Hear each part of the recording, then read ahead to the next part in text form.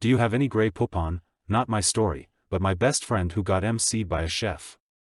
Betcha heard this story about a million times. Read it. Back in 2005 my best friend and I worked for this kids camp. It was a week-long stay kids camp.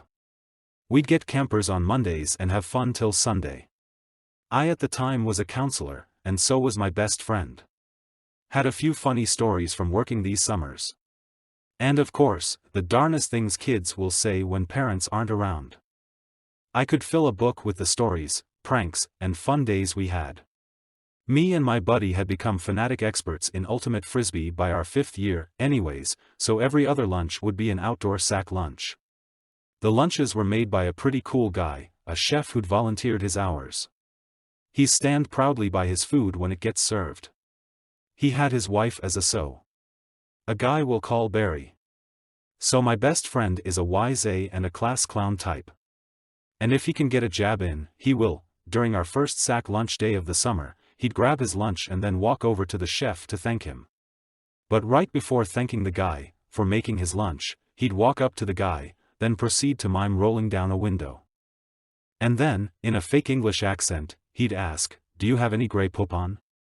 With his hand extended like the commercial. 5 sack lunches of this same act later, the chef becomes gradually ticked. It was fine the first time, but now you're just a horse's A. Cue the malicious compliance. The chef prepared a special bag to which he wrote, "Mr. Grey Poupon," on the label. My best friend is in line with his kids grabbing lunch bags and sees the special labeled bag. He grabs it with surprise. Inside was the normal sandwich, chips, cookie, milk, snack crackers, and 30 packets of grey poupon. For the full summer, my friend got a similar bagged lunch with just as many grey poupon packets. My friend started asking the chef to hold back as he didn't need that many each time, but the chef kept putting 2 dozen or more inside his bag. Now cue some more malicious compliance. On the last week of kids, my friend goes to get his lunch bag. The Mr. Grey Poupon labeled bag was filled to the brim in mainly grey poupon mustard packets. The bag must have weighed a pound, maybe 2, like someone had dumped a case in the bag.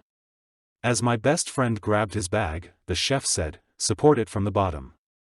Days later, with a chuckle, I asked the chef, "What gives with the giant bag of mustard packets?"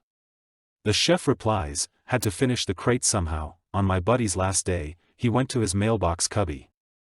Lo and behold, in his mailbox cubby was one last surprise. A full gallon of grey poupon mustard as a gift. When I asked the chef secretly some days later, he admitted, "I had to blow the surplus budget on something, right?"